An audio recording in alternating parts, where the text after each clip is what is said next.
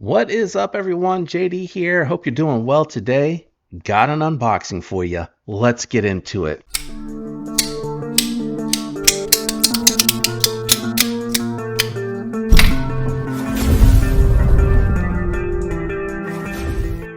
All right, we have the latest model from Tempest knife here today. In the pocket, I am carrying the Civivi Baltisk.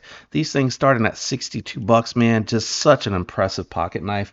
Still carrying that one to get my opinions for a review later, but let's talk about what we got on the table today, and that is another new model from Tempest Knives. Our boy Casey over at Knives Fast designed this one and set the run for this one.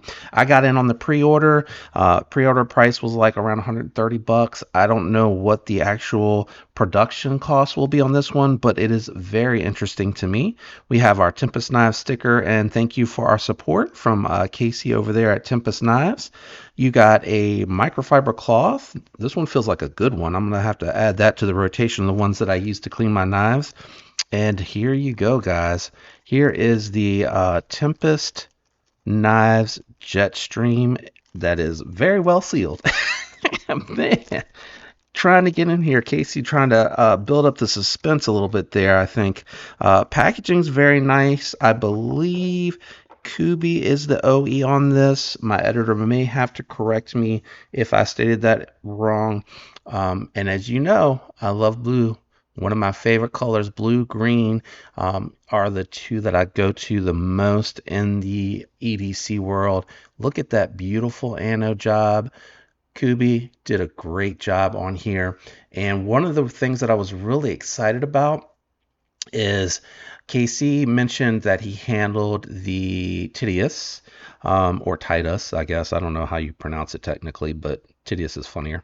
And it had these micro milling lines on there that were very subtle and weren't overly aggressive and didn't feel rough in hand, and it looked nice, and it had a little bit of texture for grip. And he indicated he was gonna do that update to here, and I think it looks really good against the silver on the knife. So let's go ahead. I haven't handled it in a while since I got to handle the prototype, but let's go ahead and check out the action.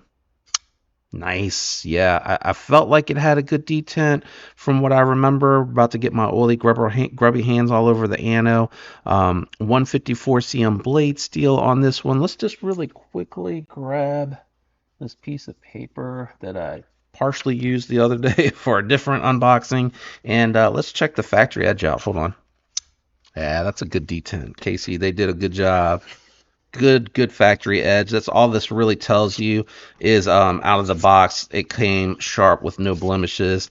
So they did a good job. Kubi usually does a good job. I think only once did I get a knife from them that I was kind of like, edge isn't that great.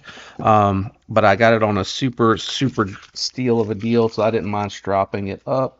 And this one is not coming like that. This one came with a fantastic factory edge.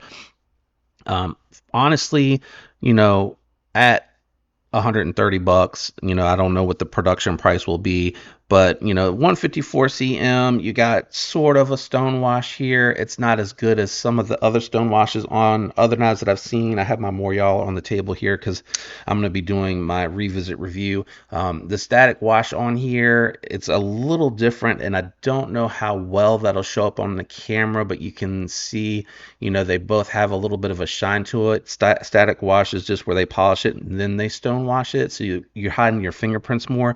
But the reason I bring this one out here is because you have that belt satin up here. And I think that's what a lot of these guys that are trying to get their production knives done are trying to get it done in. But the micro milling looks really good. Really hard to discern the lines, or I'm sorry, differentiate the lines for the micro milling from the anodized piece to the insert tab. But that polished finish looks really good against the blue, and it looks like you got a little bit of maybe a static wash, or maybe it's the same finish on the blade as you have on the back spacer. But what I was saying, 130 bucks, you're getting all titanium pocket clip and back spacer. I don't think the hardware is titanium. Oh, it is. Wow, that's really impressive, guys. So you're getting titanium throughout. I imagine the The lock bar insert liner, that steel locked up, looks like about 40%. A little harder to tell because this one's hidden. It's underneath the flipper tab. So right around 45%. It's not quite 50 for the lockup. If you can see the little mark there from where it's hitting, you're getting, again, titanium, dual means of deployment, 154 cm, which is one of my favorite premium budget steels. I know the guys give me a hard time because I consider budget 9CR D2 like that to me is true budget. Like anything above that on my channel to me is a premium budget, meaning a little bit of a more premium steel, more premium materials like micarta, like titanium, like carbon fiber. I do consider that where you dive into premium because you also get that on like M390 20CV knives, titanium, fat carbon, and sometimes carbon fiber, and upwards over $100. So that's kind of how I got to this spot, but I'm getting derailed here. 130 bucks, titanium all throughout, steel lock bar insert with a titanium pocket clip. You're getting ceramic bearings in the pivot, and you're getting 154 cm in a full size variant. Good weight on the knife. This one here to me, you may not think it's the coolest looking knife out there because it's a very simplistic design. You got a little bit of curvature, a little bit of contouring, but where this shines to me is in the ergos and the performance. It's got a good tall flat grind. It doesn't go all the way, but it's nice and tall, so you're able to get pretty thin down here on the edge. Good sharpening tool, so you're able to put your own factory edge on it if you don't like the factory angle edge, and it's going to be very comfortable for long periods of use. Hard use if you like to, you know, baton. I wouldn't do that with this knife. The oil's coming out of the pivot there. If you like to whittle with your knife, which I would be comfortable doing that with a frame lock. I don't know about a liner lock, but you could do it if you're careful and cautious with it. I see Stasa do it all the time. A lot of oil coming out of the pivot there, so when I do my disassembly on the review, I'll cover that. And I'm not trying to make this the review because I did do like an overview, and now I'll have the opportunity to kind of carry it, spend some time with it, and really give you guys a true review with my thoughts and impressions. We'll talk about how did the Anno hold up from QB. On the Titius, it held up very well. How did I feel about carrying the knife, cutting with it, you know, living with it day to day for a good period of time for me to give like a full review. And then I didn't get to do a disassembly on that Jetstream. I'll be able to do that with this one and kind of talk about the maintenance, internals, how easy it is. Looks like it's all T8 hardware. I can probably talk to that right now, and I think it was on the prototype. T8. T8. Yep, all T8 hardware. Great. I love to see that. Just makes it easy to maintain. Plus T8 is going to have a little bit more to grip onto for the bit, so you're not as prone to strip it. I don't mind when the pocket clips are T6. That's just ease of maintenance because you really don't have to fasten that down too hard. What do you want to know about the Jetstream? Let me know in the comments below. Leave a comment whether you got one, whether you like this one.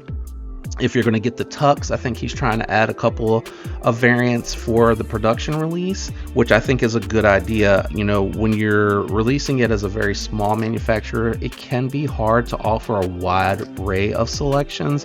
So you got to kind of nail down the most common sought after options, and then you can expand from there. And I think what happened when he was in the process of putting the order, I know myself on the live stream, I was like, dude, do a Tux version.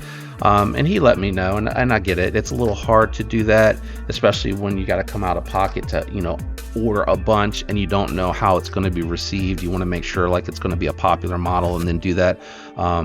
I probably would have gotten the blue anyway, but I tell you, a good looking Tux variant on the knife, black handle, silver blade. I love that look. It's very classic to me. But again, if you want to know anything, just comment down below. Shout out to everyone out there for tuning in today, using the links, being subscribed, and leaving likes. I love you guys, and I appreciate all the support. I hope you have a fantastic week. Until next time, peace.